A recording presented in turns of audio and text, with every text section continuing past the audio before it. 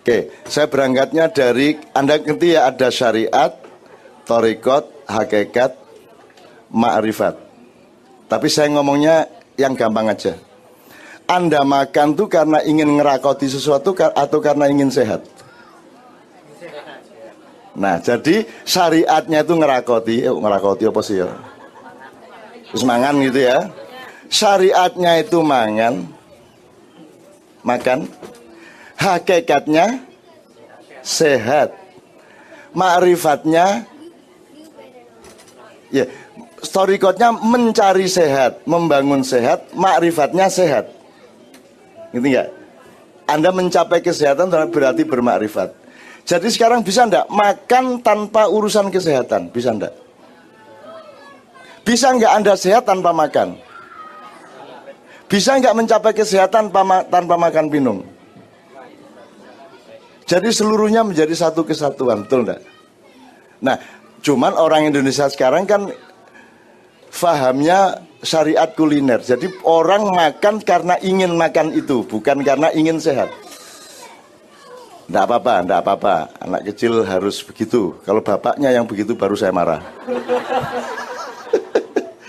Jangan dianggap kesulitan ya Bu ya. Enggak apa-apa. Anak kecil kok. Nah ibu ini yang pelayan karo bapak uber-uberan, nah itu ngelundasku itu ya. Gitu ya Bu ya. Oke. Jadi bisa nggak Anda sholat tanpa kerinduan kepada Allah? Bisakah Anda sholat tanpa menikmati pengabdianmu kepada Allah? Bisa nggak? Saya tanya lagi. Bisa nggak engkau sholat tanpa ingat Allah? Nah, bisakah atau bolehkah engkau ingat Allah tanpa sholat? Boleh. Tapi lebih khusyuk mana Anda ingat Allah dengan sholat atau tanpa sholat? Jadi antara ingat Allah dan sholat itu bisa dipisah nggak sebenarnya? Nggak bisa. Jadi tidak mungkin ada orang menjalankan syariat tanpa hakikat. Dan syariat hakikatnya ini adalah jalan atau thariqat untuk mendapatkan makrifat. Makrifat itu apa? Tercapai sesuatu. Bismillahirrahmanirrahim. Assalamualaikum warahmatullahi wabarakatuh. Ibu-ibu, bapak-bapak, anak-anakku kabeh, putu-putuku, kita baca dulu bersama-sama. Tolong diturukan. Bismillahirrahmanirrahim. Allahumma salli wasallim ala Sayyidina Muhammad wa ala ali Sayyidina Muhammad. Bismillahilladzi la yadurru ma'asmihi syai'un fil ardi wala fis sama wa huwal azizul hakim. Shadaqallahul azim. Amma ba'du, yang doa bismillahilladzi la yadurru ma'asmihi syai'un fil ardi wa samiul alim ya, wa samiul alim itu artinya saya datang ke sini untuk ikut mendoakan tidak akan ada bahaya apapun yang menimpa Anda, istri, suami, anak-anak dan semuanya. Tidak ada bahaya karena Anda bersama Allah, karena ada tiap hari bismillah. Tidak ada bahaya di bumi maupun di langit. Tidak ada bahaya di Philadelphia atau di New York atau di Atlanta atau di Boston atau di Alabama, dimanapun tidak ada bahaya bagi keluarga Anda. Amin ya rabbal alamin. Kalau bisa itu dibaca sebelum pergi kemana-mana. Bismillahilladzi la yadurru ma'asmihi syai'un fil ardi wala fis sama wa huwas samiul alim. Nanti dicatat oleh Imam Mas Lutfi. Bismillahilladzi la yadurru ma'asmihi syai'un fil ardi wala fis sama wa huwas samiul alim. Kalau kita naik pesawat, naik kendaraan, doa resminya kan Bismillahi majroha wa mursaha inna rabbi laghafurur rahim. Itu berjalannya kendaraan kita, berjalannya melayangnya pesawat kita dan semuanya itu dilindungi oleh Allah, bersama Allah, melayune melakune dilindungi oleh Allah. dan akan diselamatkan Allah karena Allah memaafkan semua kesalahan kita. Kan sampean Anda ini setiap kali berangkat kemana-mana kan eling nek jane ya cek duwe kesalahan ya. Sing kira-kira gak duwe angkat tangan. Yang kira-kira gak punya kesalahan itu dalam hidupnya. Mungkin ada kesalahan besar, saya doakan enggak ya. Tapi mungkin juga tetap ada kesalahan kecil.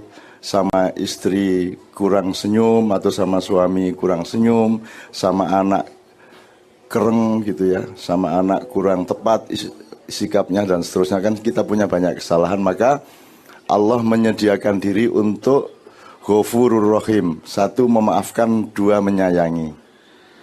Jadi di dalam doa keselamatan itu Allah menampilkan dirinya sebagai Tuhan yang maha mengampuni dan maha menyayangi. Jadi kan beres. Jadi kalau kemana-mana syukur dibaca Bismillahilladzi la yadurru ma'asmihi syai'un fil ardi wala fis samaa'i was samiul alim. Oke, itu pertama. Kedua, saya minta maaf kalau di acara yang tempo hari hari apa itu?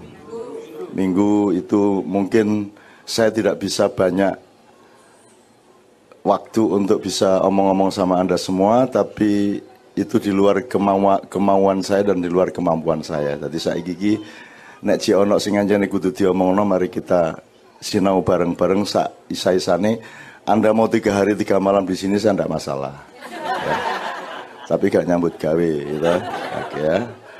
Jadi pokoknya saya siap untuk Anda, saya kesini sama Mbak Novia siap untuk Anda. Dan saya sudah bilang prinsipnya saya ke Anda ini bukan ustadz, saya bukan guru, saya bukan kiai. Tapi waktu Mas Adit telepon ke Jogja itu syaratnya sederhana, pokoknya nek Cak Nun sama Mbak Via diundang sebagai ustadz tidak akan datang. Tapi kalau dianggap bapake karo ibune terus dijaluk nyambangi anak-anake putu-putune gelem. Itu ya. Begitulah saya sama Mbak Novia ke Taiwan, di berbagai tempat di Taiwan, ke Korea, semua tempat di Korea, London semua, Jepang, Hong Kong, Malaysia, saya ketemu sama Anda, orang-orang yang dari Indonesia. Dan prinsipnya itu tadi, tidak boleh ada transaksi. Jadi sampean gak perlu ngundang aku DP-nya piro, DP ndasmu. Itu ya, gak ada DP-nya. Dan juga tidak ada kewajiban untuk apa-apa kepada saya. Nek aku ditraktir mangan, iku mergo awakmu wong apik kan begitu. Nah gitu kan ya, bukan karena saya mempersyaratkan supaya ditraktir mangan gitu loh. Mergo aku yakin sampean kabeh wong apik. Kan gitu kan? Kon kabien barang. Mangan sedina kadang ping 6. Saking apike arek-arek iki ya Allah, ya Allah. Nggih. Saya doakan pokoknya wis selamat dunia akhirat, rezekine apa jenenge selalu dipelihara oleh Allah gitu ya. Bismillah. Oke, ini yang pertama. Yang kedua, ini pasti hanya sebagian kecil dari saudara-saudara Indonesia kita yang ada di villa ya. Tidak apa-apa. Saya itu acara mau sama 40.000 orang ya tak lakoni. Ketika wong 5 ya tak lakoni, wong situk ya gak masalah. Dan saya sama sikapnya. Atiku ya sakmunu, ikhlasku ya sakunu, tangguhku ya sakunu. Saya tidak akan membedakan banyak sedikitnya orang, karena dalam Islam tidak ada kecil, tidak ada besar, karena yang besar hanya Allah Subhanahu wa taala. Gitu ya. Oke. Nah, sekarang saya tanya dulu, ini kebanyakan yang hadir di sini ki kerja apa kuliah? Enggak, Bu. Soal bolosnya ya. Maksud saya statusnya di Philadelphia ini kerja apa sekolah? Ini 100%. Oke. 90%. Oke. Sebenarnya kuliah ya kerja sama aja. Ya, orang kerja juga kuliah kan gitu. Kan mosok kerja enggak pakai belajar. Kan selama kita kerja kan selalu belajar juga. Jadi sama aja. Cuman gini, yang saya tanya gini. Dalam hidup kan ada yang nolong, ada yang ditolong. Bener ya? Oke. Nah, sampean ini kerja di Philadelphia itu kira-kira jaraknya sama Indonesia jauh apa enggak? Pol atau ya 4 kali lipat Jepang gitu. 4 kali lipat, 2 kali lipatnya Arab, 4 kali lipatnya Jepang atau Korea atau Taiwan. Jauhnya tidak karu-karuan. Sekarang saya tanya soal menolong dan ditolong. Karena Anda orang Indonesia. Anda kerja di Philadelphia itu, di sana ada Indonesia. Betul enggak?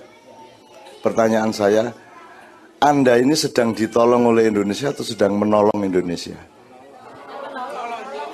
Jelas ya? Siapa sebenarnya yang harus menjamin bahwa Anda bisa menghidupi keluarga, dapat nafkah? Siapa? Yang menjamin? Loh, kalau Allah, kenapa Anda nolong Indonesia? Apa hubungannya? Kalau urusan nafkah Anda, keluarga Anda itu yang bertanggung jawab Allah. Tadi kan pertanyaan saya, yang nolong itu Indonesia, nolong Anda atau Anda nolong Indonesia? Nah sekarang secara tidak sengaja, sekarang diniati sengaja nolong Indonesia. Oke? Kalau tidak sengaja nanti niatnya menjadi tidak total. Kalau Anda sengaja menolong Indonesia, Anda mendapat penghargaan dari Allah dan Indonesia wajib terima kasih kepada Anda. Nek gak nyejo kan, ongkon gak nyejo kok kan gitu. Jadi mulai hari ini disengajakan Anda ini nolong Indonesia. Indonesia sebenarnya dosa sama Anda karena Indonesia itu bikin negara. Tanahnya digali, tambangnya digali, hutannya ditebangin, tanahnya ditanamin, ada kelapa sawit, ada tembakau, ada segala macam. Itu kan milik kita semua. Seharusnya adanya negara dan pemerintah itu punya kewajiban, sebentar, posisinya gini, negara dan pemerintah punya kewajiban untuk menjamin hidupmu dan keluargamu. Betul enggak? Tapi mereka tidak bisa menjamin sehingga Anda kedarang-darang lari ke Philadelphia. Yang salah siapa? Pemerintah. Oke. Nah sekarang pemerintah wajib terima kasih kepada Anda. Bapak Konjen wajib terima kasih kepada Anda. Bapak Dubes wajib terima kasih kepada Anda. Jelas ya? Tapi enggak usah terus ke kedutaan sana teriak-teriak ya. Tapi Anda ngerti toh posisinya?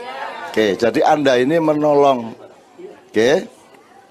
Dan jumlah orang Indonesia, penduduk Indonesia yang menolong pemerintahnya sangat banyak. Di Amerika berapa, di Kanada berapa, di Malaysia berapa, Arab macam-macam negara berapa, Jepang, semua itu nolongin Indonesia. Ternyata yang di Indonesia yang beratus juta itu juga nolong pemerintah Indonesia. Karena yang di Indonesia juga tidak dijamin hidupnya oleh pemerintah. Pemerintahnya ngambil duit sebanyak-banyaknya di badok dewe. Wakil-wakil Anda juga nggali uang Anda sebanyak-banyaknya dipakai untuk berfoya-foya, ketemu Donald Trump, ketemu belanja habis-habisan, betul enggak? Guys, oke, sekarang mereka sebenarnya bersalah sama Anda. Kalau Anda tidak memaafkan, mereka tidak bisa masuk surga. Betul ya? Tapi Anda tidak usah menikmati ini dengan kesombongan. Tidak usah nagih ke mereka. Kok tagih ya gak metu duit, metu tae. Ya, saya mohon maaf ya, nek PT kok penek-penek iku metu ndoke loro telu maru nek kok terus no metu apane. Gitu ya. Oke, saya tidak ingin Anda melawan pemerintah. Tidak ingin Anda benci negara Anda. Saya cuma mengajak Anda ilingo posisine ngono iku. Gitulah posisi Anda dan jadikan itu sebagai dasar untuk rasa syukur Anda kepada Allah. Saya ini miskin, kerja setengah mati di Philadelphia. Ternyata posisi saya itu sangat tinggi karena saya berposisi menolong Republik Indonesia. Gitu kan? Oke. Nah, bangga di dalam diri tapi gak usah kok ketok-ketok no. Ojo ketemu Pak Konjen rene jen, gini tak kandani. Aku ini nolong awakmu lah, awas loh negara. Ya gitu, enggak usah gitu ya. Oke. Nah, sekarang gini. Ini jelas posisinya sekarang. Gede nggak hatinya sekarang? Oke, sekarang kalau kita ngomong hukum Islam, yang Anda kan nolong. Sekarang ini kan kita kurban ya. Terus tadi Anda sholat. Sholatnya tadi, sholat itu tadi wajib apa sunat? Jadi tidak sholat tidak apa-apa, cuman eman gak kebeduk dulur-dulur kan gitu kan? Nah, yang wajib kita sholat 5 waktu. Alhamdulillah kalau Anda rodok lumayan gak gitang-gitang, gak bolong-bolong. Upama rodok bolong-bolong titik, muga-muga malaikat Gusti Allah maklum mergo ngancane awakmu ndek Philadelphia.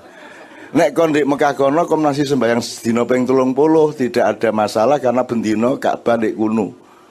Itu ibarat orang di sini makan durian itu kan enak gak karu-karuan. Tapi nek kamu ke Kalimantan makan durian kon lek-leken bendino durian sak mbrek. Jadi lebih enak mana durian di sini apa durian di Indonesia? Enak di sini kan karena di sini. Sekarang tinggi mana kualitasnya orang sholat di Mekah dengan sholat di Philadelphia? Bangga toh sekarang? Lega toh? Jadi yang rajin sholat supaya mereka ketinggalan jauh dari Anda semua. Kan itu ya? Oke. Nah, pertanyaan saya berikutnya. Ini makanya sinau bareng ya. Jadi saya tanya dulu baru saya ikut menjelaskan. Anda ini wajib kerja di sini apa tidak? Sebagai warga negara? Tidak wajib. Yang wajib memberi pekerjaan Anda siapa? Pemerintah. Dan mereka tidak mampu melakukannya sehingga Anda rela mencari kerjaan sendiri sampai ke Philadelphia, betul enggak? Oh, jadi betapa hebatnya Anda. Oke. Ada wajib dalam Islam, ada apa lagi? Sunnah, mubah, makruh, haram. Oke. Iki sambil sinau ngiling-ngiling hukum Islam ya. Oke. Tadi sudah bilang kerja di sini tidak wajib. Sunat enggak? Sunnah enggak? Sunnah menghidup keluarganya wajib. Tapi posisinya di depan pemerintah, mereka yang salah seharusnya Anda kerja di Indonesia. Mereka nyediain kerjaannya kan gitu. Nah jadi posisinya sunnah di hadapan Allah. Tapi wajib untuk keluarga. Kenapa sunnah? Karena negara nggak bisa nolong Anda, maka Anda menolong diri sendiri. Gitu, sunnah. Terus kalau saya gini, kalau di luar sana, nanti Anda pulang ke sana ada orang kecelakaan, mobilnya itu searahnya bengok-bengok, kelaran, itu Anda berhenti apa enggak? Nolongin enggak? Sekarang saya tanya sama Anda nolong orang anak kecelakaan ini wajib apa sunat? Wajib menurut Allah. Kalau menurut undang-undang di Amerika?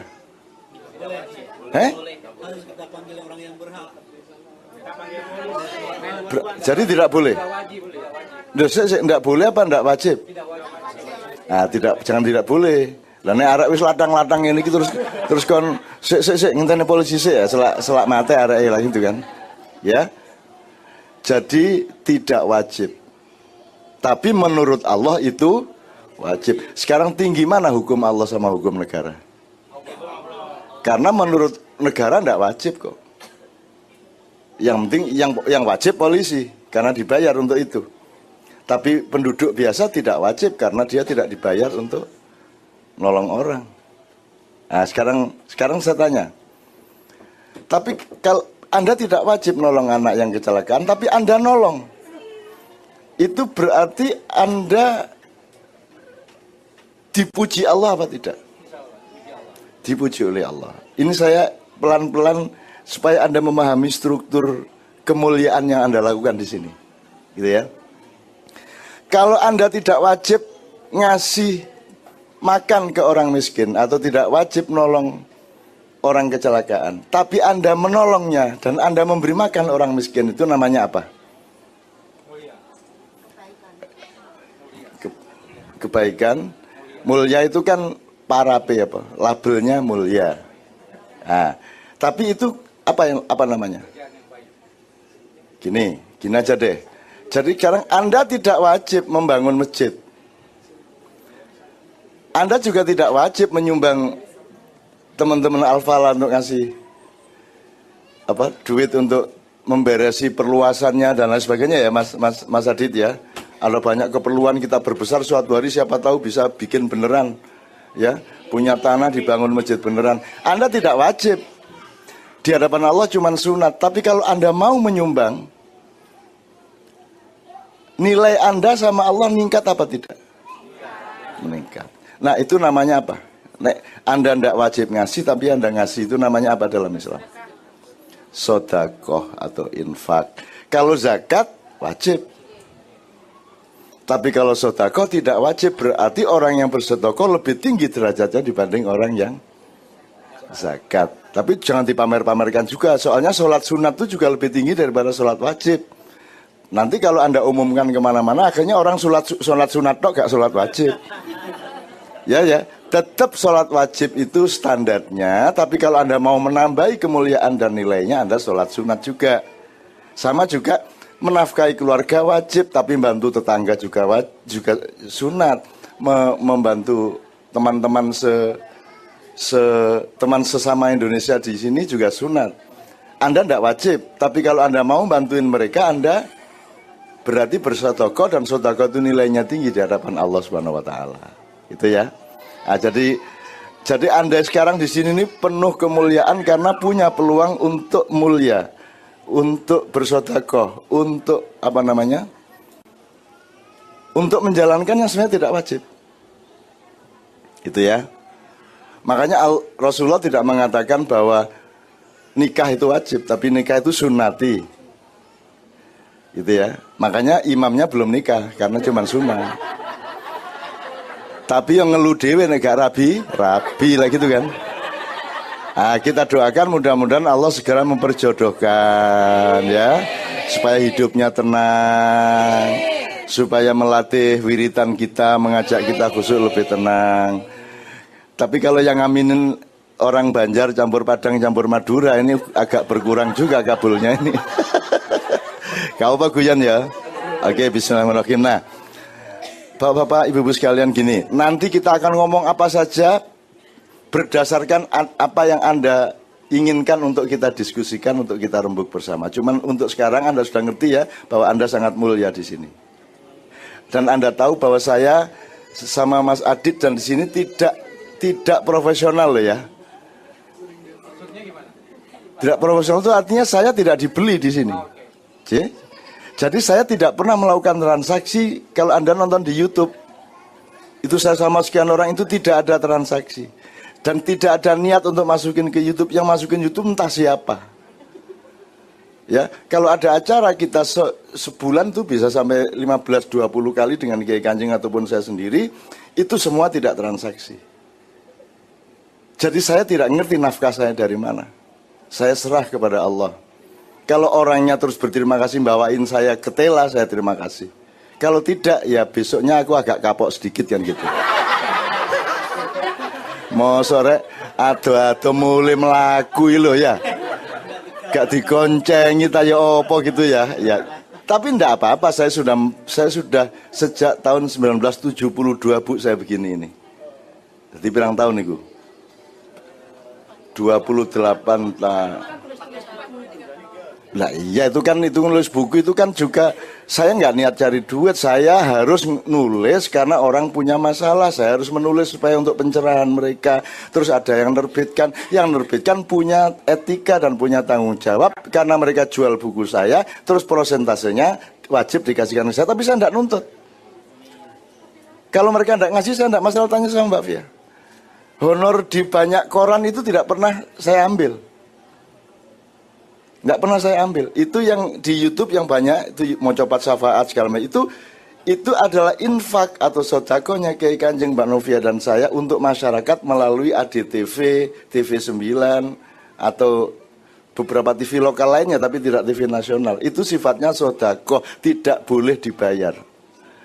Itu ya. Dan teman-teman sekalian, meskipun saya tidak kaya, meskipun saya juga tidak boleh bilang saya miskin karena Allah Maha Kaya dan Allah menyayangi semua hamba-hambanya, insya Allah termasuk saya, maka saya juga tidak miskin. Nek kita ngaku miskin kan Gusti Allah ngersu lho rek. Kon kok ngomong kon melarat ya apa sih? Wong kon iku tak kasih apapun tiap hari loh. Kamu kencing tinggal kencing. Ya toh? Kamu cuman mangan ngecapi masuk sendiri. Nanti dari tenggorokan turun ke sini kamu ndak usah kerja, ini nanti dibagi sama malaikat. Ada proteinnya taruh sini, kalorinya taruh situ, sampahnya dibuang. Kalau sekarang yang ngatur sampean bisa buang sampahnya diurai dulu di perut. Engko ono sing balik sampai lewat kene ya apa sampean? Artinya Allah itu tidak kurang-kurang menyayangi kita. Sedemikian rupa kalau Anda berkaca saja, esok-esok ini wis luar biasa Allah. Bayang no, kalau Anda berkaca pagi-pagi, terus Allah sadar, terus Anda sadar, ya Allah, terima kasih Engkau tidak memanjangkan gigiku. Terima kasih Engkau menghentikan pertumbuhan gigiku. Saya bayangin kalau Allah bilang, gigi, ndak usah berhenti terus. Wes, ki untune saya ini ya. Tabrakan dengan yang jadi kita sibuk ke dokter gigi untuk motong. Jadi nanti Bu Ranti sibuk untuk motongin giginya masyarakat Indonesia di sini. Itu aja udah habis uang kita dari pekerjaan, gitu ya. Alis ini loh Bu, alis ini lah gak cukul sih. Dia berhenti loh. Sekarang bayangin, sampean sudah setengah mati dikerik terus cokol terus lah ngeluh sampean. Wah ini benesok kan gitu. Allah bikin ini berhenti, betul enggak? Tapi rambutmu terus, betul enggak? Lu itu sudah bersyukur, enggak usah punya duit banyak pun bisa bersyukur. Apa saja itu. Ya jadi apa yang dikeluhkan di sini? Wong sekarang segala sesuatunya serba penuh rahmat Allah. Gitu ya. Bayangin kalau anakmu sekarang tumbuh, kalau Allah tidak menghentikan pertumbuhannya bagaimana? Di satu tema itu aja, Allah tidak kun fayakun, tidak stop gitu, nggak bilang gitu. Terus anakmu tumbuh terus, wow, akhirnya nyundul pian. Akhirnya kamu nggak bisa punya rumah karena anakmu dhuwur banget. Sikil kakinya ukuran 58, nak modar ya. Nggak ada di toko ukuran 58, paling pol 46 ya Mbak Fia ya. 48 ya. Wes, kalau anakmu nggak dihentikan sama Allah pertumbuhannya piye? Anakmu jadi pinter banget, wes. Modar gue malahan. Pinter banget. Anakmu bisa mendengar suara hatimu. Sedih tau kamu? Dia tiap hari frustrasi. Ngelihat orang gini, sana hatinya ngomong gitu, sana gitu, kan akhirnya dia marah terus. Yang sana ngerasani diem-diem, yang sana maki-maki. Kan bisa kalau hatinya orang didengerin. Alhamdulillah kita tidak bisa mendengar hatinya orang lain. Bayangin kalau bisa. Nggak usah orang lain, suami istri aja. Kalau suami bisa mendengar hati istrinya, apalagi istrinya bisa mendengar hati suaminya, saya jamin tiap hari bertengkar. Betul enggak? Jadi Anda senengnya terbatas apa tidak terbatas? Alhamdulillah Allah memberi keterbatasan kepada kita. Gini tak terus lucu loh ini. Nah, sekarang dibayangin semua hal, semua hal. Jadi alhamdulillah kita di sini penuh keterbatasan di villa. Kalau di sini tidak terbatas, Anda bisa jadi sombong, bisa jadi celaka, gitu ya. Oke teman-teman sekalian, Mas Adit, Mas Lutfi, Mas Irfan, presiden ya, presiden apa jenengin ini? Presiden ya. Udah besok-besok nggak usah nyapres ya, wong sudah jadi presiden di Philadelphia. Ini kan kemarin dijelaskan bahwa kita punya rencana jangka panjang Al-Falah ini ya. Butuh fasilitas, butuh akomodasi untuk para jamaah. Itu satu. Yang nomor dua kan mencari cara memakmurkan masjid, menyusun perilaku sebagai orang Islam yang tidak bermusuhan dengan siapapun. Kecuali dengan iblis dan setan dan dajjal gitu ya. Itu pun sebenarnya enggak perlu bermusuhan. Yang penting jangan lakukan yang dia omongkan gitu dok. Di antara orang Islam jangan ada permusuhan. Nanti kita omongkan soal itu ya. Karena akhir-akhir ini kan banyak kelompok macam-macam, benci-membenci, tuduh-menuduh, maki-memaki atau lewat Facebook atau ngerasan-rasanan di warung dan seterusnya. Nanti kita omongkan soal itu. Tapi kalau di sini insya Allah akan ada piagam bahwa masjid ini, Al-Falah ini adalah masjid untuk seluruh umat Islam. Gitu ya. Karena nanti Allah ini ya tak tangkupin sih. Nanti sampean di akhirat itu tidak ditanya soal Philadelphia. Tidak ditanya soal Indonesia. Tidak ditanya soal Al-Falah, tidak ditanya soal PKS, PKB, tidak ditanya soal kerjamu di mana, tidak ditanya. Yang ditanyakan adalah kenapa kamu waktu bekerja kok malas-malasan? Nah, mungkin disebut di pabrik di Philadelphia itu misalnya, di toko di Philadelphia itu, di laundry di Philadelphia itu kan pelengkap penderita aja. Tapi yang ditanyakan adalah kenapa kamu dulu bolos. Itu toh. Jadi pertanyaan Allah nanti di akhirat itu hanya kepada individu kita masing-masing. Jadi tidak ada pertanyaan mengenai golongan. Tidak ada pertanyaan mengenai status. Bahkan Anda tidak ditanya bahwa Anda orang Indonesia. Di hadapan Allah sama aja semuanya. Gitu. Anda Indonesia atau tidak ada masalah. Yang penting Anda berlaku baik apa tidak. Gitu ya. Itu yang harus menjadi dasar pikiran kita di sini. Jadi upama PKS tidak ada, NU tidak ada, Muhammadiyah tidak ada, Ahmadiyah tidak ada, Anda nangis enggak? Ada, alhamdulillah, asal merukunkan orang. Betul enggak? Tapi kalau enggak ada, enggak masalah. Yang harus ada itu Allah, Rasulullah, Al-Quran, Islam. Ya, itu toh. Bahwa ada yang nerjemahin Quran, ditafsirkan terus menjadi PKS, terus menjadi NU, Muhammadiyah. Terus di sini Masjid Al-Falah, Al-Hikmah, apalagi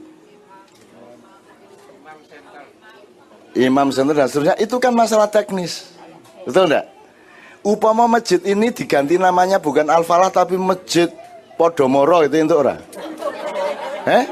Lah apik toh ya Podomoro? Orang semua pada datang kok. Enggak ada masalah toh? Artinya jangan punya fanatisme Al-Falah. Jangan punya fanatisme Podomoro. Jangan punya fanatisme Al-Hikmah. Sak piturute. Syiah, Sunni, Ahlus Sunnah wal Jamaah, Wahabi, segala macam. Jangan ada fanatisme itu karena tidak akan pernah jadi urusannya Allah. Yang jadi urusan Allah adalah kenapa kamu berlaku begini. Jadi nomor satu di masjid ini yang akan dibangun terutama untuk anak-anak kecil adalah pembiasaan bertauhid kepada Allah. Kalau orang bertauhid beneran, nanti dimensinya banyak tauhid ini. Tapi pokoknya kalau bertauhid beneran, Anda akan terhindar dari permusuhan-permusuhan seperti itu. Terus gak iso ngalah. Mungkin kamu dimusuhi, tapi itu ada waktunya. Nanti sebentar lagi juga bingung sendiri dia. Orang memusuhi saya itu ketawa sendiri akhirnya. Lala apa aku musuhi Cak Nun nih? Saya dikafirkan, dituduh Syiah, dituduh liberal, tuduh segala macam. Dan aku dikafirkan loh Bu. Dan mereka kan kalau ketemu saya tak marahi. Kenapa kamu nuduh saya kafir? Baru tahu kamu, sudah lama saya kafir. Goblok kamu baru tahu sekarang, malah takkan yang ngono Mas. Jadi jangan sedih difitnah orang. Anda difitnah orang berarti rezekinya dia pindah ke Anda. Loh, sekarang ngono lah enak ya. Oke, sekarang Bismillahirrahmanirrahim. Mas, ini sekarang Mas Adit, ini tolong disebut keperluannya apa saja sekarang ke depan. Beberapa hal saja. Keperluan yang harus ditempuh oleh Al-Falah, Strip Podomoro. Apa saja Mas? Baik, terima kasih Cak Nun. Keperluan yang sangat mendesak saat ini adalah kita akan insya Allah mengadakan sholat Jumat di Masjid Al-Falah.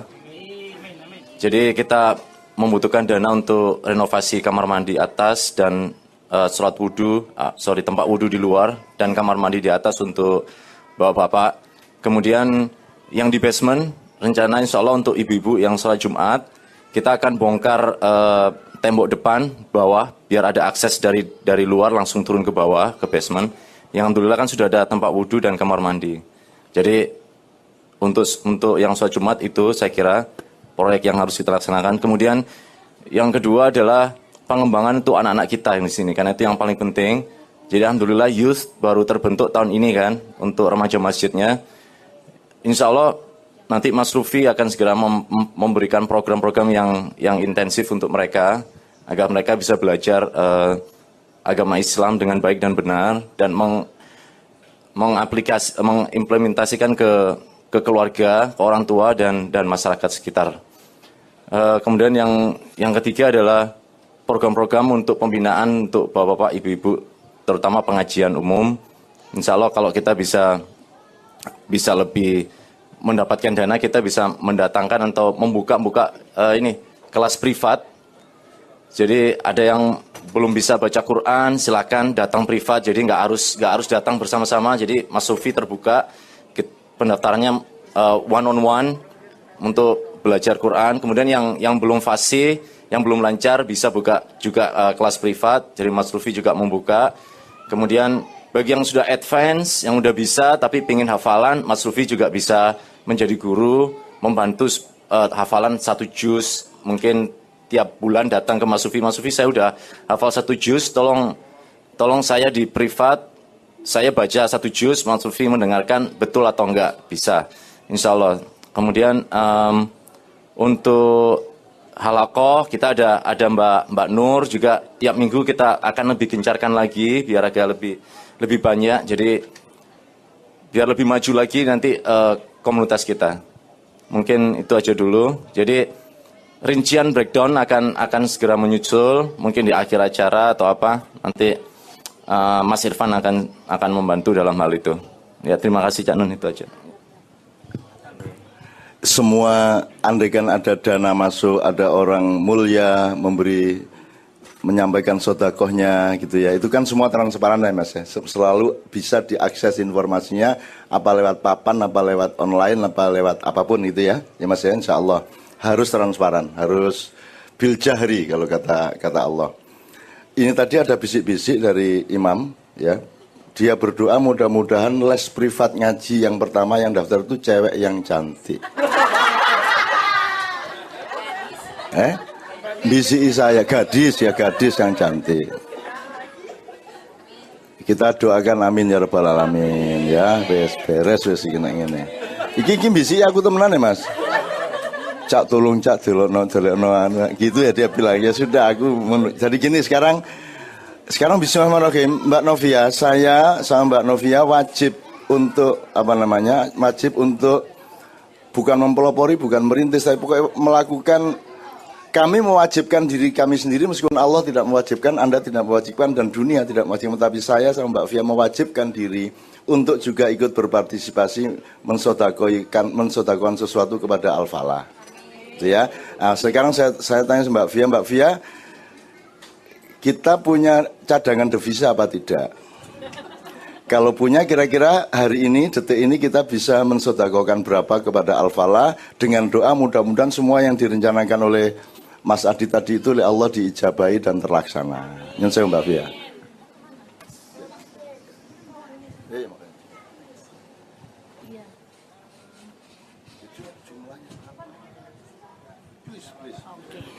Ya, bismillahirrahmanirrahim. Assalamualaikum sebelumnya. Bismillah, insya Allah saya, Cak Nun dan keluarga, mudah-mudahan ini jadi manfaat buat kita semua, terutama kami, karena kami pada posisi yang harus berterima kasih karena kami diberi kesempatan untuk bisa ikut. Karena yang beruntung sebetulnya kalau ada hal-hal seperti ini adalah kami yang diberi kesempatan. Kalau tidak ada kesempatan, kami mau kasih kemana juga kami tidak punya peluang. Jadi kami berterima kasih untuk itu, dan insya Allah kami akan bukan memberi mensodakohkan $1.000 yang kami miliki untuk teman-teman dan Masjid Al-Falah.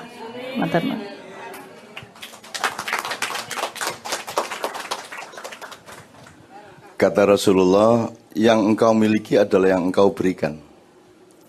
Semua yang kita simpan dan tidak kita berikan itu akan meninggalkan kita dan akan kita tinggalkan sehingga tidak pernah menjadi milik kita. Kata Rasulullah, yang milikmu adalah yang engkau berikan. Kan benar nggak itu? Yang dibawa sampai ke akhirat itu yang kita berikan, yang kita jadikan manfaat untuk orang banyak. Kan gitu. Yang kita simpen, begitu kita mati, dia ninggalin kita ninggalin dia. Nah, karena pedoman cara berpikir seperti itu, maka Mbak Novia agak kaget juga saya. Waduh, lumayan juga nih istri saya nih. Saya kan nggak ngerti Bu, keuangan saya nggak ngerti, njupuk duit ning ATM aku ya rawani. Sampai hari ini saya belum berani, dan itu saya serahkan sepenuhnya kepada Ibunda Novia Kolo Jengking ini. Kolo Paking. Sekarang kita tinggal teruskan. Teman-teman barangkali ada yang membuka hatinya untuk Al-Falah ini. Saya persilakan siapa yang memandu berikutnya. Mbak Fia, alhamdulillah saya juga kaget bisa mensodakokan $1.000 ya, US dollar bukan Hong Kong dollar ya. Sekarang teman-teman dibuka kesempatan untuk meneruskan hal ini. Saya persilakan dipandu oleh Mas Adit sendiri aja. Oke. Bismillahirrahmanirrahim, kita teruskan supaya tidak jadi ceramah, supaya tidak jadi petua, supaya tidak tadi tutur-tutur. Ada baiknya dari yang sudah saya omongkan tadi atau dari apapun saja masalahnya, giliran sampean sing ngomong nang saya. Kalau saya akan bisa respon, saya akan respon. Tanya boleh, bantah boleh, usul boleh, bahkan juga berceramah juga boleh, menyumbangkan poin-poin atau ide-ide juga boleh. Jadi saya persilakan 3 orang dulu kira-kira gitu ya. Monggo, Mas, siapa? Ibu-ibu. 1, ya. Ini supaya mikrofonnya di sana ada ya, oke, ada wireless, oke. 1, coba kita ini 3 orang dulu. Ibu siapa ya? Coba jadi moderator di belakang. Silakan Kak Cut, Ibu Cut ya. Tes. 1, ya 1. Ada yang lain? Silakan bapak-bapak atau ibu-ibu yang lain. Ada apa tidak yang lain dulu? Kita daftar 3 orang dulu supaya terbiasa termanage gitu. Kalau tidak ada 1 dulu, setelah itu Ya, 1 nanti lagi menyusul. Termin pertama Ibu 1 dulu. Monggo. Assalamualaikum warahmatullahi wabarakatuh. Alhamdulillah saya berkesempatan bertemu langsung dengan Cak Nun yang memang menjadi tokoh favorit saya dari dulu. Alhamdulillah kita sama-sama menjatuhkan Soeharto, Pak, tahun 98. Kemudian pertanyaannya langsung ke pertanyaannya singkat saja. Bagaimana pandangan Cak Nun terhadap kepemimpinan Jokowi sekarang? Dan bagaimana pandangan Cak Nun sendiri terhadap Islam Nusantara yang sempat menghebohkan Indonesia kemarin dan sampai sekarang? Terima kasih, itu aja. Ya. Oke, ada yang lainnya dulu, 2 orang tetap kita tawarkan untuk termin pertama, silakan. Ini pertanyaan mengenai menjatuhkan Soeharto, kepemimpinan Presiden yang sekarang dan Islam Nusantara yang dilansir beberapa bulan yang lalu. Monggo, silakan kalau ada berikutnya.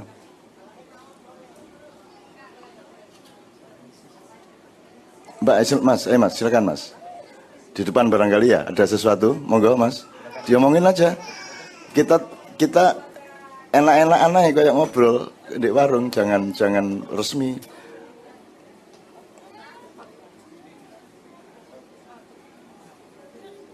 Alhamdulillah kelihatannya ada kemuliaan yang turun dari langit dan naik kembali ke langit melalui Mas yang barusan. Ya, tolong mikrofon. Ini pertanyaan dari Maju enggak apa-apa, maju aja. Suami saya, Rich. Assalamualaikum warahmatullahi wabarakatuh. Pertanyaannya itu,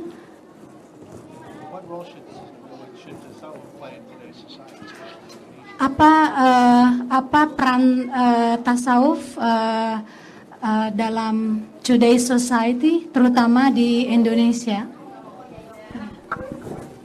Sangat bagus pertanyaannya, dan itu lebih bagus lagi karena muncul dari masyarakat yang selama ini citranya seolah-olah di luar Islam. Nah, beliau ini, Pak Rich ini memasuki Islam tidak hanya syar'inya tetapi juga sekaligus batiniahnya. Nanti kita omong bareng-bareng sedikit. Saya masih beri kesempatan barangkali yang ketiga. Ya Mas. Assalamualaikum warahmatullahi wabarakatuh.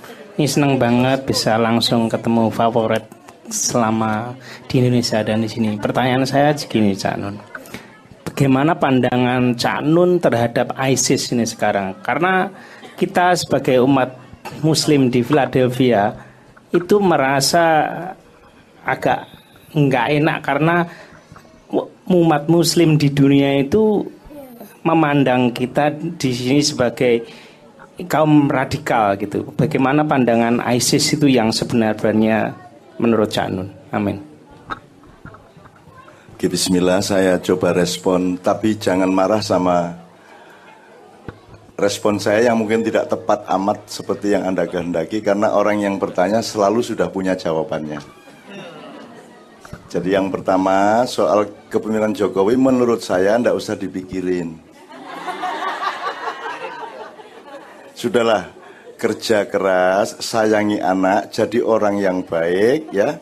Sebab kalau Anda mau ngomong pemerintahan Indonesia, Anda tidak punya data. Anda cuma dengar-dengar di Facebook, di Twitter, di koran, yang semua itu tidak bisa dipertanggungjawabkan. Saya kalau disuruh menyalahkan, itu dataku oke banget.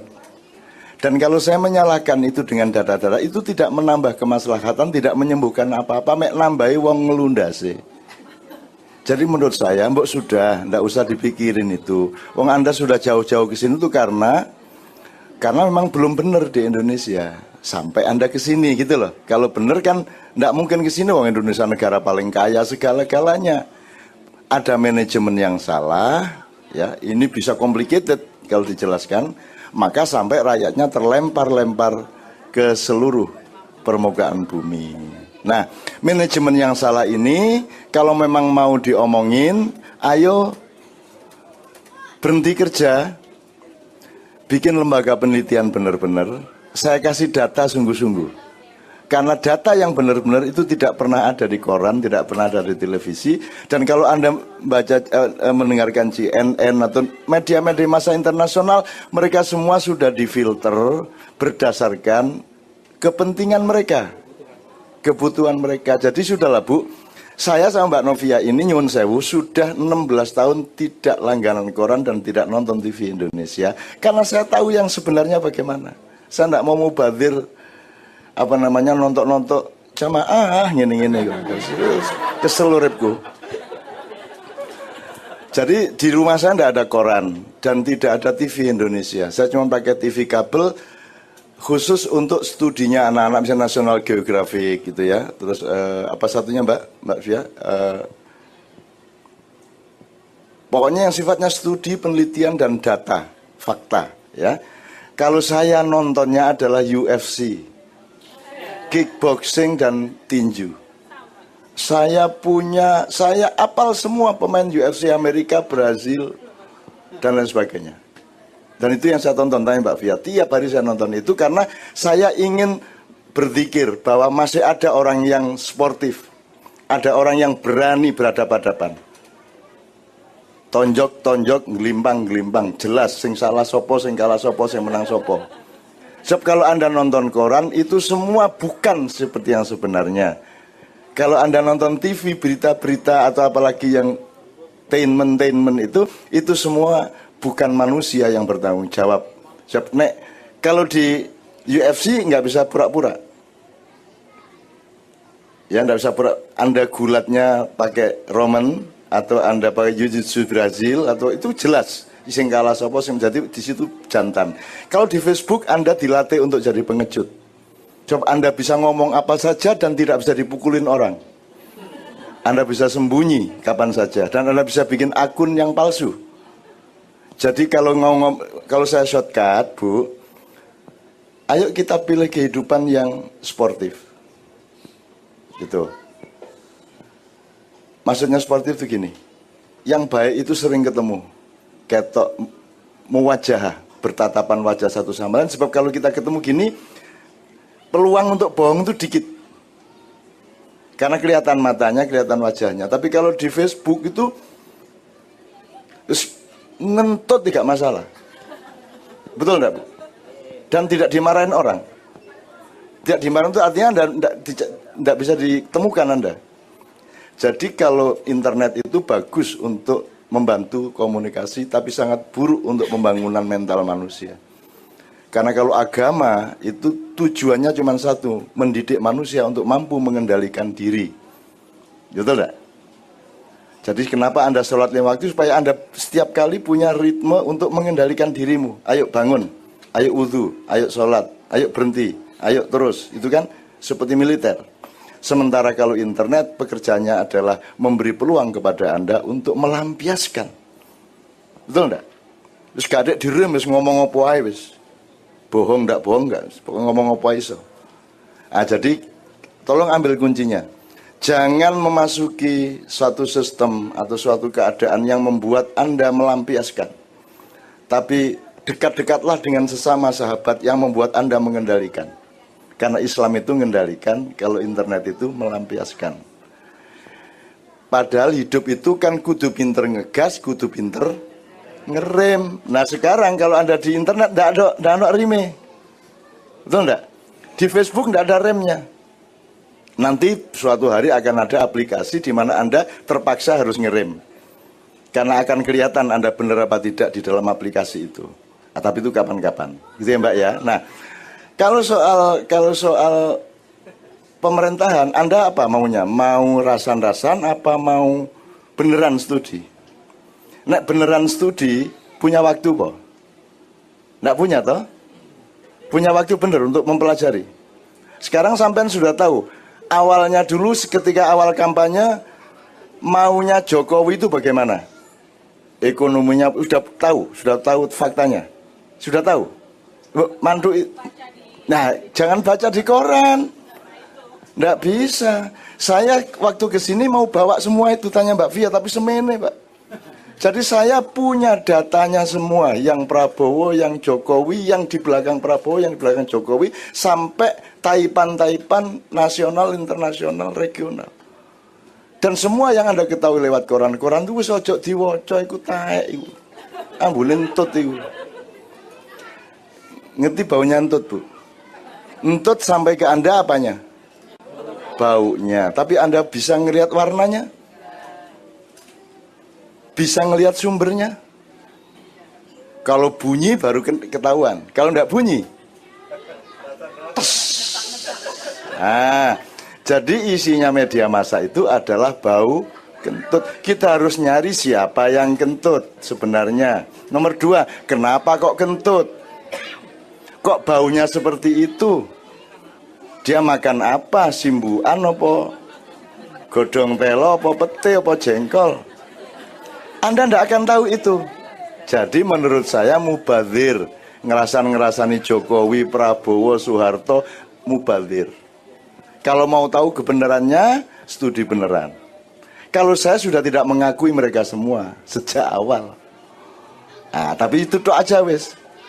Jadi jangan tanya kepada saya karena saya tidak pernah mengakui negara kita itu bukan negara. Nek tak terus lagi gawat. Negara itu nggak kayak gitu. Pemerintah itu enggak kayak gitu, presiden itu enggak kayak gitu. Jadi mau Jokowi, mau siapa aja selama masih seperti itu saya tidak akui. Tapi saya taat kepada hukumnya.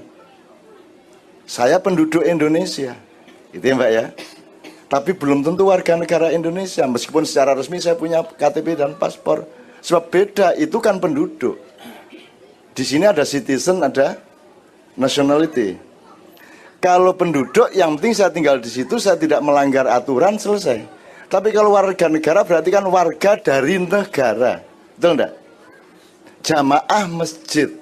Kalau jamaah masjid, si jamaah harus tahu masjidnya itu bagaimana kan gitu. Baru dia jadi jamaah. Nah, warga juga harus ngecek negaranya bagaimana, baru dia jadi warganya. Negarane gorong bener kok dadi wargane.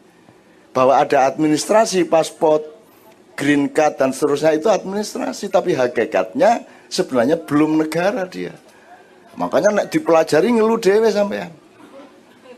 Nama Indonesia harus dipelajari, itu sak buku gede, kok Indonesia. Itu ya Mbak ya, oke. Jadi intinya menurut saya, Mbak ndak usah dipikirin, ndak usah rasan-rasanan soal gitu. Itu ngerasani anu aja, ngerasani keindahannya Allah. Menangisi Rasulullah gitu-gitu aja menurut saya. Oke, nomor 2 soal Islam Nusantara. Itu juga ambuntut sementara, Bu. Ya, itu nanti akan hilang. Itu orang Indonesia itu kan suka bendera. Suka label, suka simbol. Oh, bayangkan. Ada gempa terus ada kelompok datang menolong gempa pakai bendera kok. Peduli korban gempa gitu loh. Mbak sudah dilakukan aja. Nah orang Indonesia itu akhirnya melakukannya tidak penting, yang penting benderanya, betul enggak? Ini di semua hal. Kalau ngomong politik, bedanya apa sih? Demokrat sama PDIP, sama PKS, sama PKB, sama semua, bedanya apa? Semua ngomongnya sama. Bilangnya mau mengabdi kepada rakyat, mau membuat pembangunan yang adil dan sejahtera. Betul-betul semua ngomongnya sama, yang beda cuma satu, benderanya. Nah, kalau memang sama, mbok sudah bareng saja. Loh, kalau ayam sama kambing benar-benar beda. Gitu loh. Kalau yang di Indonesia kan gambarnya kambing. Yang sana gambarnya lembu, yang sana gambarnya tikus umpamanya. Ternyata tikus itu dalamnya kelinci, ternyata yang lembu dalamnya musang. Nggak bisa, jadi Anda jangan percaya sama simbol. Biasanya orang bikin simbol dan organisasi itu untuk kepentingan-kepentingan tertentu. Jadi Bu, saya senang dengan pertanyaan itu, tapi jangan terganggu dong soal itu. Itu kan asal-usulnya kan soal Kiroah pakai lagu Jawa di Istiqlal itu. Loh, saya sudah melakukannya berpuluh-puluh tahun yang lalu. Kitbian gak masalah, mau lagu kan Jawa kan Arab. Bentar, biar saya jelasin ini apa. Jadi habis ini sampai interupsi tidak masalah. Jadi ngaji itu yang penting apanya Bu? Makhrajnya atau lafadznya, tajwidnya bener. Tidak harus pakai lagu juga tidak apa-apa, asal tidak melanggar lafadz dan tajwid, itu selesai. Jadi kayak Allahu Akbar, la ilaha illallah, Allahu Akbar gitu ya boleh. Cuman kok gak enak, ayo di luk dedek po, kan gitu kan. Allahu Akbar, Allahu Akbar, Allahu Akbar, kan gitu. La ilaha illallah wallahu akbar.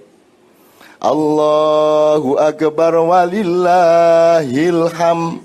Ya. Itu enggak wajib. Yang wajib Allahu akbarnya. Sekarang saya tanya, takbiran Anda tadi itu lagu Arab apa Jawa apa Barat? Ayo. Yang itu kan semua di dunia gitu. Allahu Akbar, Allahu Akbar. Itu lagu Arab apa lagu Jawa apa lagu Arab? Siapa bilang? Coba Mbak Fia, itu do re mi fa solnya. Itu lagu Barat. Itu solmisasi Barat. Cuman cengkoknya caranya gini-gini Arab. Dah misalnya Sholatullah salamullah, itu lagu Barat. Nah, sekarang jangan bingung Barat atau Arab. Do apa re, apa si, apa mi gitu loh. Nggak usah pakai label-label. Gitu Bu sebenarnya. Misalnya Allahumma arhamna bil Quran, itu lagu Barat. Mulane tenek kate ngurus opo-opo, faham sih. Ini yang berdebat soal Islam Nusantara iki sing menyerang ndak paham, sing diserang yo gak paham.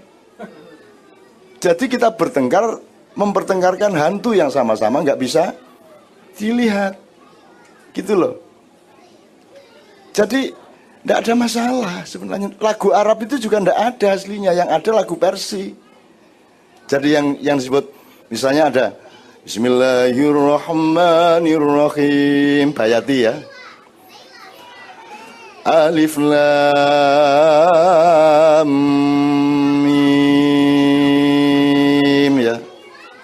Dzalikal kitabu la raiba fihi hudal lil muttaqin.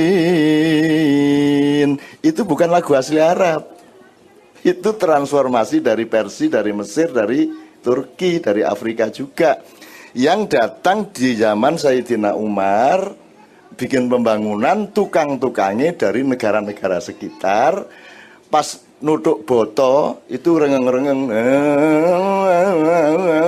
terus mandore takon, kok enak kon olehmu rengeng-rengeng, yang ngeten iki tentu sedasa kula jajal digawe adzan, Allahu Akbar, Allahu Akbar. Itu lagu Persia aslinya, tapi orang Arab ndak ngerti, disangka lagu Arab. Terus tak podo gak ngerti niku meneng wae rukuno mangan bareng. Mari ngono main remi. Gitu loh. Ojo gelut ae po, kon iku padha-padha gobloke. Selamat datang Pak Aliang dan teman-teman dari gereja. Tepuk tangan untuk mereka. Gitu ya Mbak ya. Jadi menurut saya, ayo dijadikan semua yang membingungkan itu menjadi kenikmatan. Untuk menyadari bahwa kita tuh nggak tahu, saling nggak tahu. Dari yang soal Islam Nusantara, wong ngono kok Islam Nusantara sih rek. Lan ya ndak apa-apa Islam Nusantara. Wong ada Islam NU, Islam Muhammadiyah, Islam Syiah, Islam Sunni yo gak masalah. Saiki Islam Philadelphia ya ndak masalah. Nggak ada masalah. Apa toh? Ya sebuah nama gitu ya. Nanti saya kasih kesempatan sampean ya Mbak ya. Belum lagi nanti bertengkar soal masuk surga atau masuk neraka. Siapa di antara Anda yang yakin masuk surga? Yang pasti. Nek yakin kabeh. Sing pasti. Signed ya, confirm masuk surga. Angkat tangan. Siapa yang di antara Anda confirm pasti doanya dikabulkan? Ada? Lah iya ndak tahu kita. Jadi juga jangan bilang doanya tidak dikabulkan. Wes to gak ero kene iki dikabulkan apa tidak itu yang tahu hanya Allah lah. Kita kok bertengkar itu loh. Wah ini sholatnya gini masuk neraka. Wah ini selawatan masuk neraka. Iki kenduran masuk neraka. Gitu kan? Saiki iki bertengkar untuk hal-hal yang sama-sama tidak tahu. Ya Mbak ya. Jadi menurut saya, tolong Pak Imam, di sini atmosfernya atmosfer tauhid nomor 1. Dan menyadarkan kepada semua bahwa kita itu sama-sama sedikit pengetahuannya. Maka kita harus saling banyak belajar satu sama lain. Gitu ya Mbak ya. Meskipun sampean pasti tetap seneng menikmati gitu-gitu ya, tapi harus mulai sekarang mulai guyu dhewe aja nek gak ero aku iki. Gitu ya Mbak ya. Wong ya ndak ngerti kok. Sampean ndak ngerti sama sekali. Yang berkuasa di istana sekarang kan sampai enggak ngerti. Saya ngerti. Wiranto. Apa? Kalau saya bilang, saya akan bilang keseluruhan. Saya tidak akan baca satu ayat. Saya akan baca seluruh Al-Quran. Kalau tidak, enggak usah sama sekali. Sama dengan orang nikah. Kalau nikah, beneran nikah dunia akhirat. Kalau memang setengah-setengah, enggak usah nikah. Seperti imam ini sampai hari ini. Ojo setengah-setengah, ya toh? Kalau angka 1, jangan 1,5, jangan 3/4. Kalau 1, 2, kita belajar tegas seperti itu. Total, gitu loh ya. Oke, Mas sampean tadi mau nambahin apa soal itu?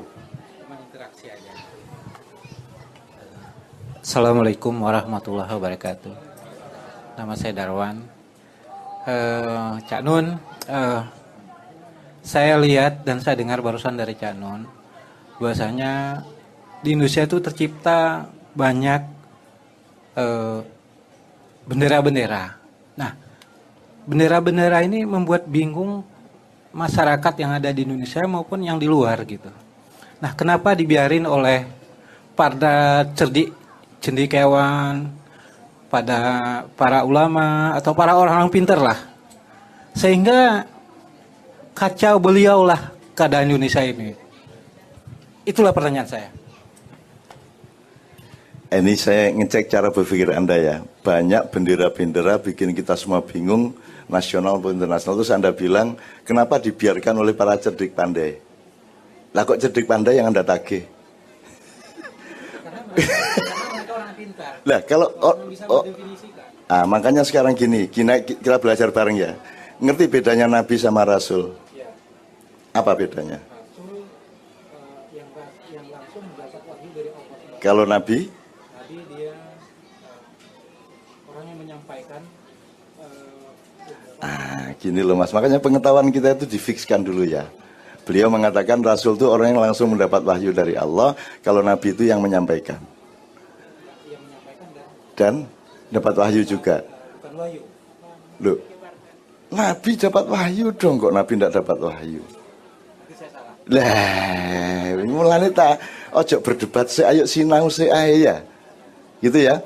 Nabi itu kalau dimensinya nubuah, kalau Rasul risalah. Nah, sampean ngerti bedanya Brigjen sama Pangdam? Brigjen pangkatnya, Pangdam jabatannya. Nabi itu pangkatnya, Rasul itu jabatannya. Nabi itu diberi ilmu, ilham, karomah sampai wahyu, tapi dia tidak diwajibkan dan tidak punya otoritas, tidak punya sertifikasi untuk menyampaikan ke orang. Tapi kalau Rasul itu resmi, dia wajib menyampaikan dan wajib membuat masyarakat pintar dan baik. Nah itu Rasul, makanya beda antara nubuah dan risalah. Cerdik pandai tadi itu cuman di dalam wilayah nubuah. Dia hanya orang pinter gitu, tapi tidak punya kekuasaan. Jadi nagihnya kepada kekuasaan, kepada pemerintah, kepada DPR supaya menyusun undang-undang agar supaya bendera jangan terlalu banyak sampai bendera merah putihnya dihilangkan.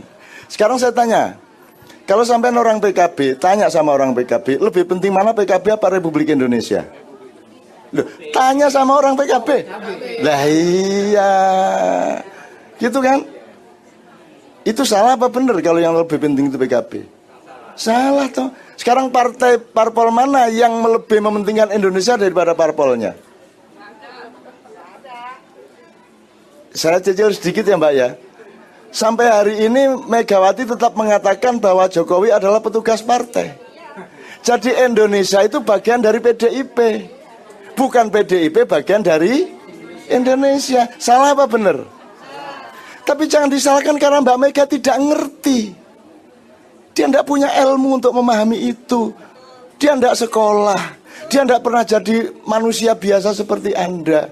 Dia tidak pernah bergaul di kampung-kampung, tidak pernah utang, tidak pernah ngerti sedihnya nggak bisa bayar sekolah. Sejak kecil beliau itu adalah anak presiden di istana. Jadi nggak ono ceritanya presiden utang, nggak ono. Nah Anda jangan tuntut Bu Mega untuk ngerti itu, nggak ngerti kok. Ojo dioreng-oreng. Sementara Jokowinya ya nggak ngerti. Lah ya mulane nek milih presiden saya hati-hati. Langsung salah sampean dhewe kok. Saiki muring-muring aku sing dikongkon beres, ya enake dhewe sampean iku. Pas ngegas gak kondo aku, pas kejagul kondo aku lah ngono. Itulah teman-teman ya Bu ya. Oke. Jadi Pak, yang seharusnya ditagih adalah Undang-Undang Negara Republik Indonesia membatasi. Misalnya, lu bagaimana ini disumpah menjadi wali kota 5 tahun kok di tengah jalan terus jadi gubernur? Undang-undangnya seharusnya membolehkan atau tidak?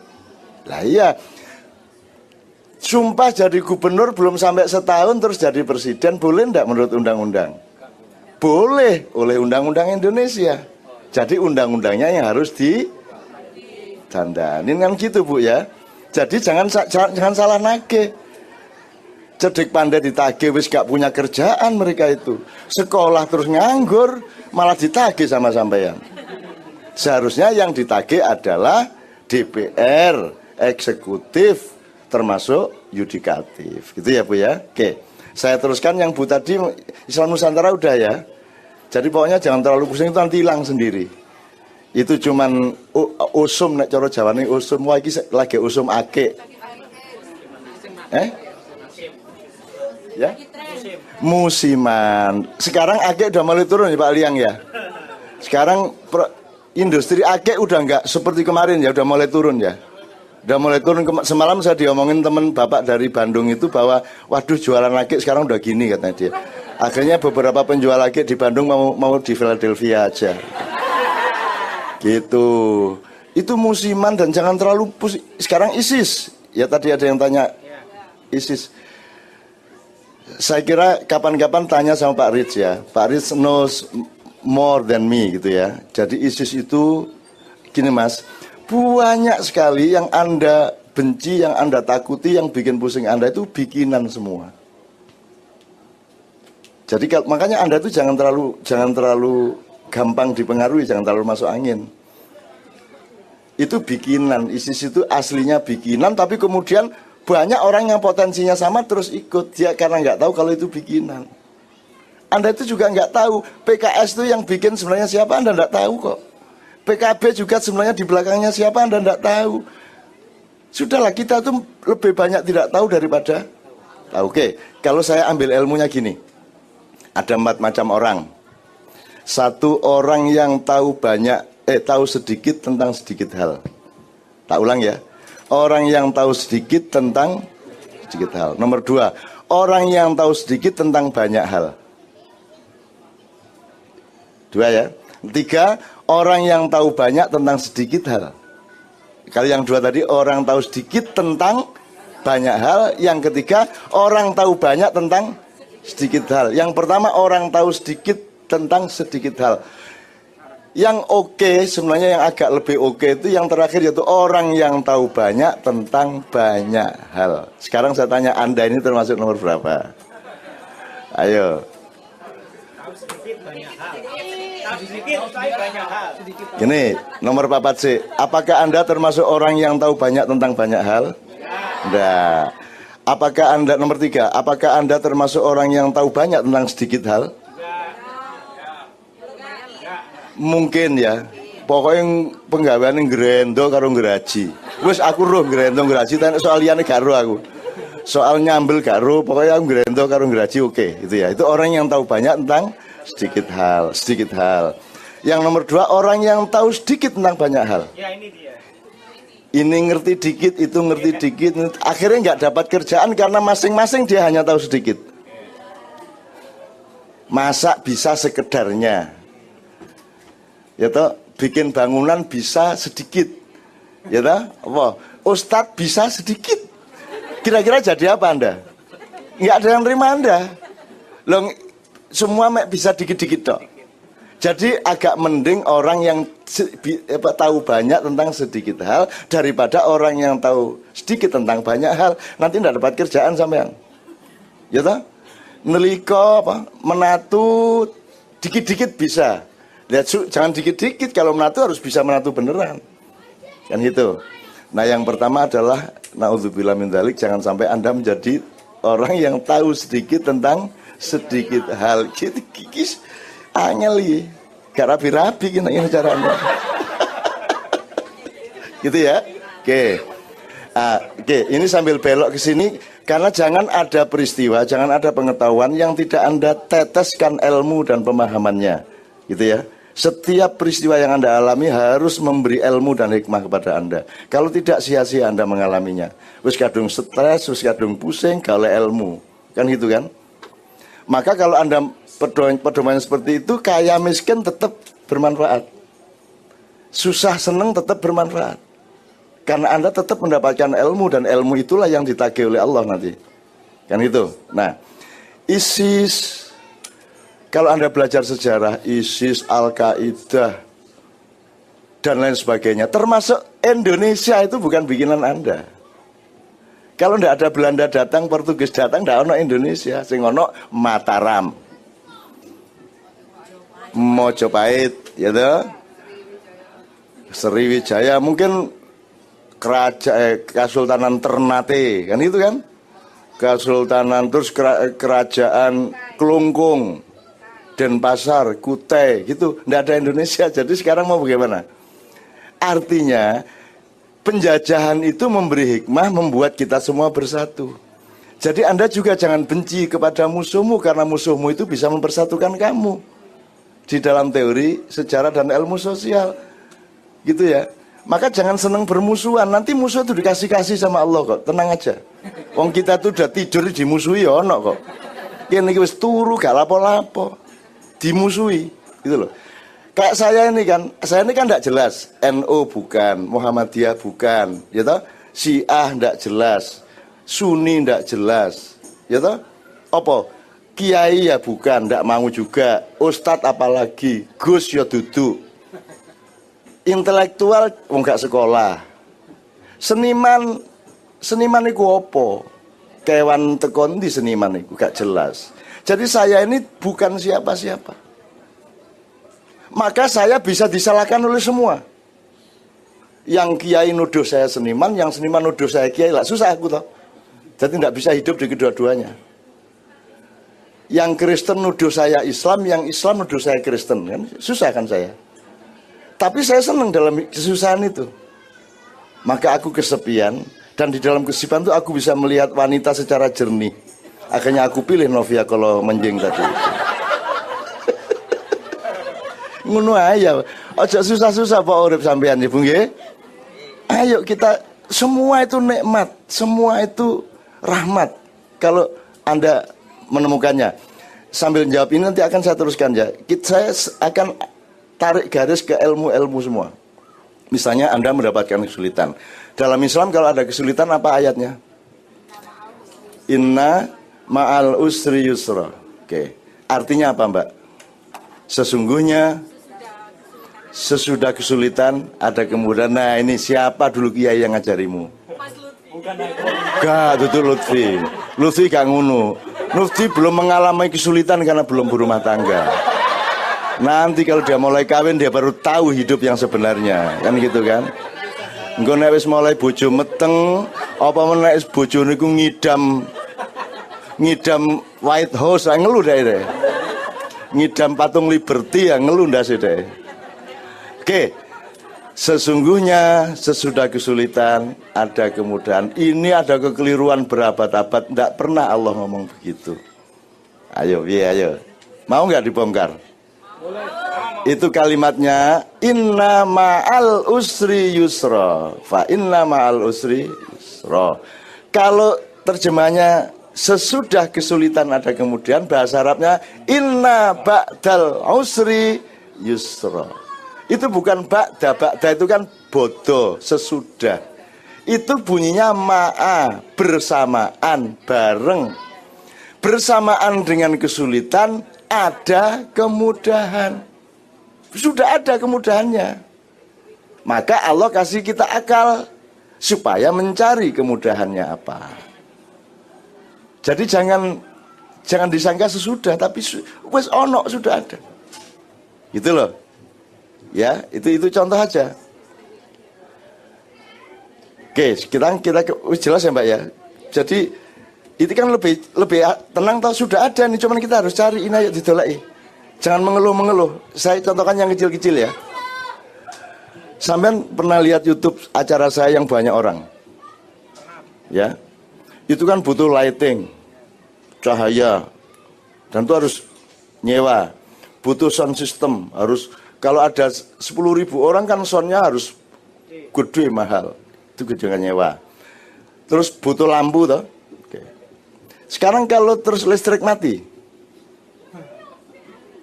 biar nek listrik mati, kira-kira acaranya terus apa batal?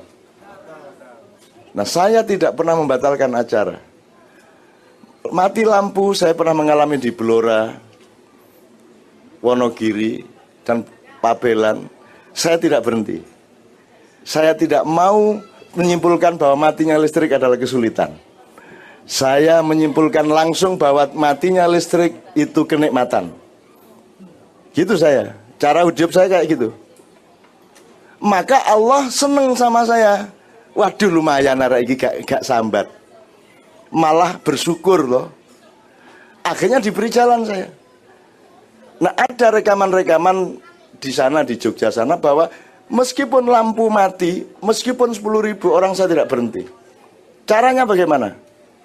Saya langsung turun panggung, Kiai Kanjeng turun panggung, gitar ndak bunyi, bass ndak bunyi, tapi kan terbang lak muni. Buantro pak, sholli wa salim ta iman ala mata wes. Mulai itu tak, habis itu jalan acara. Cuman saya harus ke tengah-tengah orang banyak. Suaranya harus ditingkatkan. Sehingga waktu terus karena bengok-bengok terus akhirnya lapar banget. Terus panitia juga ngerti akhirnya dikai double pakanannya. Tuh, contohnya. Sekarang saya tanya. Kalau soundnya beres, kan orang tidak perlu mendengarkan. Dia cukup mendengar. Ngerti bedanya mendengarkan sama mendengar? Mendengarkan sama mendengar. Nek listrik beres, sound beres, ngene sampean. Ya toh? Toh sudah dengar. Toh sudah terdengar. Tapi begitu listrik mati, saya teriak terus ngene sampean. Saya tanya, lebih bagus mana posisi mental ngene sama gini? Lebih bagus yang kedua.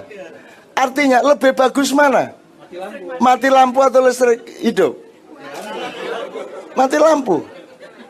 Cuman terus jangan disimpulkan, ayo kita bikin acara nggak usah lampu, ya nggak usah gitu. Tapi setiap momentum dan kejadian itu pasti ada kenikmatannya sendiri-sendiri. Jadi nomor satu Bu, Bapak, jangan berbuat baik kecuali engkau menemukan kenikmatan dalam perbuatan baik itu. Anda itu berbuat baik tapi mengeluh, sholat tapi abot, gitu kan? Poso tapi sambat, karena Anda tidak menemukan kenikmatannya. Sekarang saya kasih tahu takdir Allah. Jangankan berbuat baik, kesulitan hidup saja ada nikmatnya. Loh, kalau Anda cari kenikmatan hidup, cari rahmat, dimanapun ada rahmat Allah gitu ya. Kalau Anda mengalami apa, cari rahmatnya. Nanti Anda akan merasakan kekuatan, kuat dan nikmat. Benar itu. Cuma jangan cari-cari kesulitan. Jangan terus nabrak-nabrak jadi ditangkap polisi gitu kan. Gitu ya Bu ya. Nah, oke. Saya kembalikan terakhir kepada ISIS tadi, soal ISIS kalau itu semua bikinan tuh rekayasa para penguasa internasional, termasuk Republik Indonesia, termasuk Orba ke reformasi, permainan rupiah. Bulan Oktober dikhawatirkan nanti Fed dan beberapa pusat keuangan dunia akan menaikkan suku bunga, Indonesia akan ada pertengkaran elit di awal Oktober, terus nanti akan ada rush, ada chaos di bawah, terus nanti akan ada banjir darah di bulan Januari. Ono sing ngomong ngono. Nah, Anda jangan tidak percaya dan jangan percaya. Cukup waspada saja. Kalau Anda percaya, salah. Tapi kalau Anda tidak percaya juga rugi. Mending kalau ada informasi apa-apa dipakai untuk waspada. Hidup adalah kewaspadaan. Itu yang menyebabkan saya duduknya seperti ini, karena ini duduk waspada. Kalau sampean silo, berdirinya susah tuh, 2 langkah. Tapi kalau begini kan berdirinya langsung. Jadi ini duduk terbaik, menghalangi Anda dari sakit macam-macam. Duduklah seperti ini. Saya duduk gini berjam-jam, bisa 8 jam dari acara-acara yang Anda tonton, meskipun itu cuma diambil 2-3 jam. Sampean aja adik, nek jane gak kuat kon, gurung rabi gak kuat kon. Oke, gitu ya Mbak ya. Hidup itu waspada toh Bu, standby. Anda tidur pun waspada toh. Anda tidur terus ada tek, bangun nggak? Karena jiwamu waspada setiap saat. Maka ikutkanlah pikiranmu untuk selalu waspada. Ikutkanlah seluruh hidupnya untuk selalu waspada. Oke. Kemudian pertanyaan Pak Rich ya. Apa manfaat tasawuf di dalam kehidupan sosial secara umum, secara luas ya Pak ya? Oke. Mungkin jawaban saya tidak akan bisa mendalam sebagaimana kalau kita bisa bicara berdua, dan saya tahu beliau sangat tahu jawabannya. Cuman dia mensodakohkan pertanyaan itu agar menjadi pengetahuan kita bersama. Oke, gini aja, saya berangkatnya dari